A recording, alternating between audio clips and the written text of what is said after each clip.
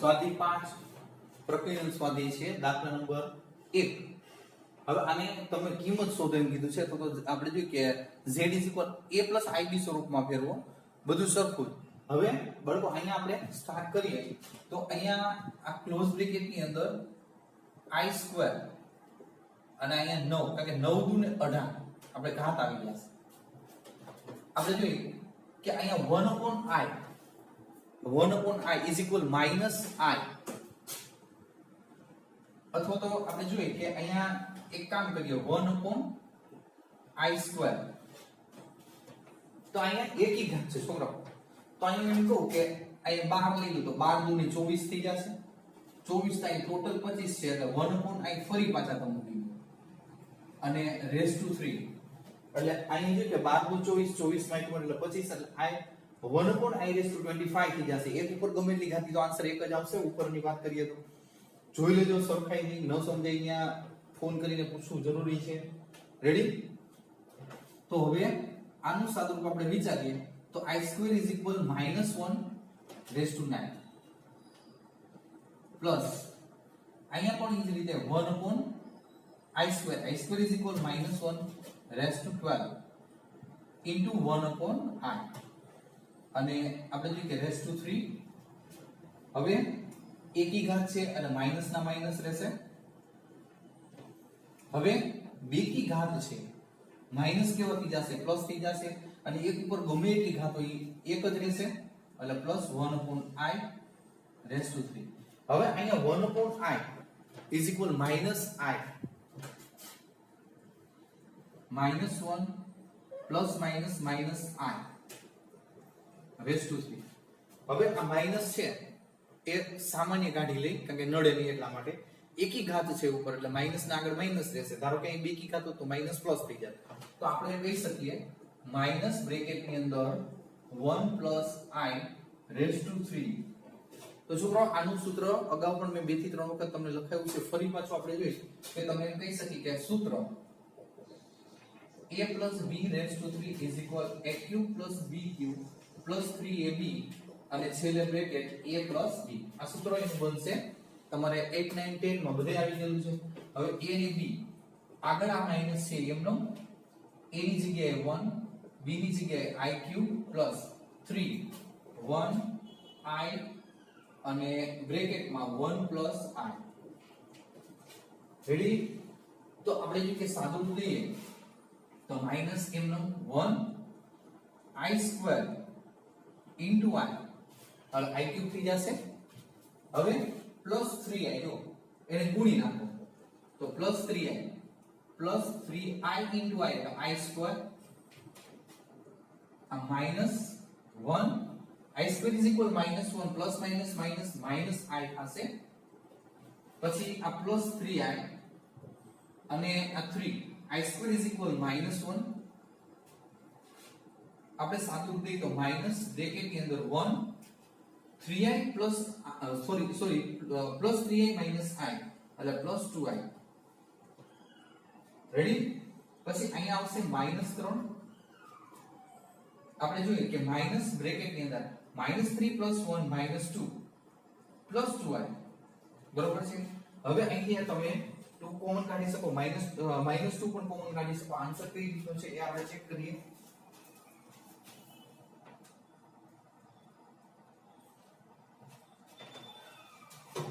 અહીંયા સુધી પણ આવશે અને આ માઈનસ અંદર લઈ લીધેલા છે આન્સરમાં.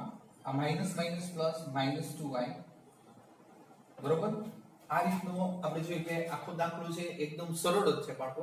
તમારે જે 8 9 10 માં જે સાદુરૂપ આવતું એ જ રીતે તમારે સાદુરૂપ દેવાનું છે, સિમ્પ્લિફાઈ કરવાનું છે, બીજું કઈ નવીન છે નહીં બરોબર. એટલે a + ib સ્વરૂપમાં a = 3 એટલે 2 અને b = -2 આવશે. આમાં real part of z = 2, imaging part of z = -2.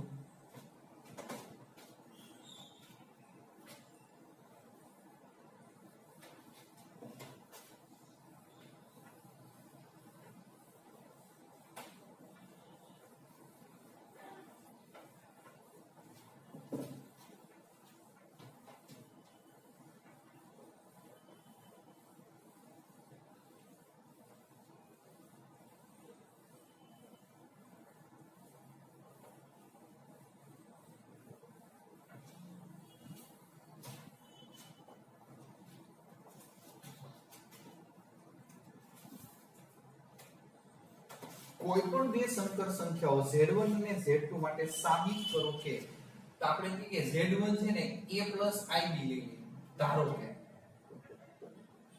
અને આપણે જોઈએ કે Z2 છે Z2 એ ધારી લઈ c + id બે સંકર સંખ્યા આપણે ધારી છે. હવે તમને કીધું કે real part of Z1 * Z2 equal real part of Z1 into real part of Z2 minus imaginary part of Z1 into imaginary part of Z2. આ સાબિત કરવાનું છે. તો પહેલા વાત તો આપણે જે કે આ LHS સાઈડ લે, તો LHS માં પહેલા તો તમારે Z1 into Z2 શોધવા પડશે. Z1 into Z2. હવે Z1 a + ib, Z2 c + id, બેનો ગુણાકાર પહેલા તો a વડે ગુણશું તો ac + ad into i, ad બરોબર છે. હવે ib વડે તો bc into i, અને અહીંયા bb into i into i એટલે i2. હવે બાળકો અહીંથી ડાયરેક્ટ સાદું રૂપ દો. જો i2 = -1 તો -1 થઈ જશે એટલે અહીંયા -bd થઈ જશે. એ ac સાથે લઈ લો, ac - bd. પછી આ બેમાંથી i કોમન તો ad + bc into i, એટલે આ કાલ્પનિક ભાગ થઈ ગયો, આ વાસ્તવિક ભાગ થઈ ગયો. સાદું રૂપ દેવામાં થોડું ધ્યાન રાખવાનું. રેડી? હવે આમાં તમારે રિયલ પાર્ટ ઓફ Z1 ને Z2 નો રિયલ પાર્ટ મેળવવાનો છે. જો Z1 into Z2 તો આપણે જોઈએ કે real part of Z1 into Z2, તો આનો રિયલ પાર્ટ આટલો આવશે AC - BD. આ number 1 real part of Z1 into Z2 AC - BD. Ready? એટલે આપણે પાર્ટ 1 કીધું. હવે બાળકો તમારે real part of Z1 ને real part of Z2 જોઈ છે. real part of Z1 અને real part of Z1 છે, Z1 no real part a છે, અને આપણે જોઈએ નીચે લખું real part of Z2, તો real part of Z2 છે એ c છે. તો અહીંયા તમારે જોઈએ છે બે નો ગુણાકાર, એ પછી વાત કરશું. પછી બીજું આપણે વિચારીએ imaginary part of Z1. તો imaginary part of Z1 નો કાલ્પનિક ભાગ b થશે. પછી imaginary part of Z2 નો કાલ્પનિક ભાગ થશે d. બરોબર? હવે આ આખું પદ આપણે લખીએ real part of Z1 into real part of Z2 minus imaginary part of Z1 into imaginary part of Z2. તો અહીંયા આપણે શું કહી શકીએ? Z1 is equal a minus a into c minus b into d number 2. 1 અને 2 પરથી ac minus bd, તો આપણે કહી શકીએ કે real part of Z1 into Z2 equal real part of Z1 into real part of Z2 minus imaginary part of Z1 into imaginary part of Z2. કારણ કે b ના આન્સર સરખા 1 અને 2 ના આન્સર સરખા છે. ઓકે, અહીંયા b છે. રેડી? એટલે b ના આન્સર સરખા છે એટલે 1 ને 2 ને તમે સરખાવી શકો.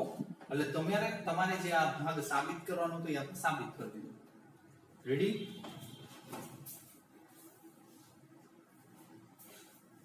એટલે આ થયો દાખલા નંબર 2.